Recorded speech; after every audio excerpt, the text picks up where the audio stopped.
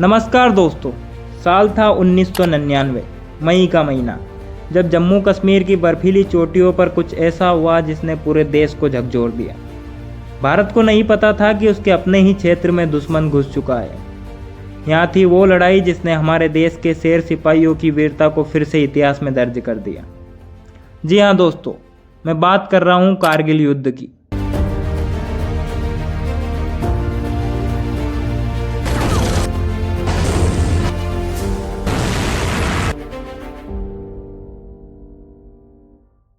कारगिल युद्ध भारत और पाकिस्तान के बीच 3 मई से 26 जुलाई 1999 तक चला।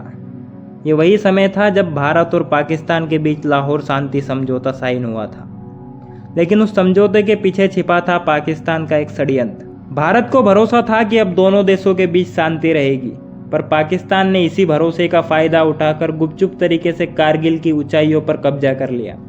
इन इलाकों में द्रास, तोलोलिंग, बटालिक और मुस्को घाटी जैसे रणनीतिक क्षेत्र थे। पाकिस्तानी सेना ने घुसपैठियों के रूप में इन्हें अपने नियंत्रण में ले लिया। उनका मकसद था लेह लद्दाख से श्रीनगर को जोड़ने वाले रास्ते NH-1D को उड़ाना। पाकिस्तानी घुसपैठियों ने उस पूरे इलाके पर कब्जा कर लिया और वहीं कैंप बनाकर रहने लगे।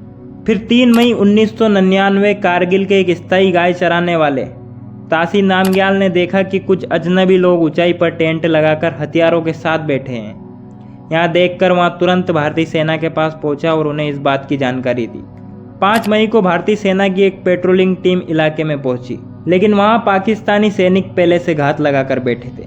उन्होंने भारतीय सैनिकों पर हमला किया और कैप्टन सौरभ कालिया सहित 5 जवानों को मार दिया।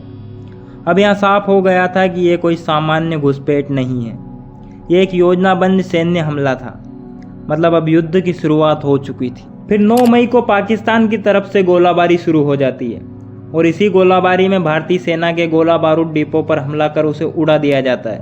10 मई तक स्थिति पूरी तरह साफ हो चुकी थी। पाकिस्तानी घुसपैठिए द्रास, तोलोलिंग और मुस्को की पहाड़ियों पर कब्जा कर चुके थे। भारत ने अब जवाबी कार्रवाई की तैयारी शुरू कर दी।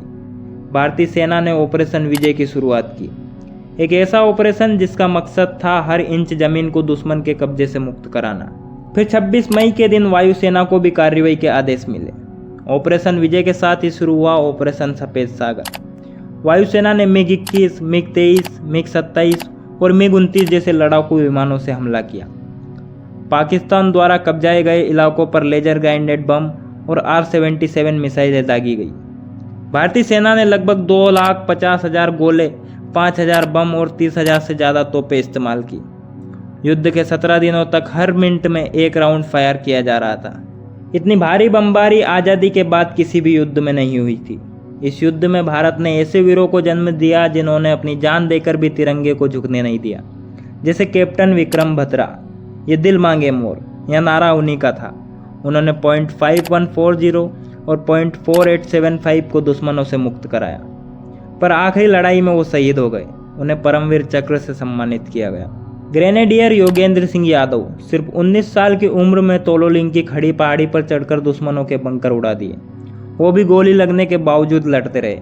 उन्हें भी परमवीर चक्र से सम्मानित किया गया। लेफ्टिनेंट मनोज पांडे गोली लगने के बाद भी लगातार लड़ते रहे। उनका लक्ष्य सिर्फ एक था, हर बंकर उड़ाना है। ऐसी ना जाने कितनी कहानियां इस युद्ध में जन्मी जो आज भी भारत के हर नागरिकों को गर्व से भर देती है। लगभग 2 महीने की लड़ाई के बाद 26 जुलाई 1999 को भारत ने घोषित किया कि कारगिल अब पूरी तरह हमारे नियंत्रण में है। पाकिस्तान को अपने घुसपैठियों को पीछे हटाना पड़ा, लेकिन भारत ने इस युद्ध में 527 सैनिकों को खोया और 1300 से अधिक सैनिक घायल हुए। 26 जुलाई का दिन आज हर साल कारगिल विजय दिवस के रूप में मनाया जाता है।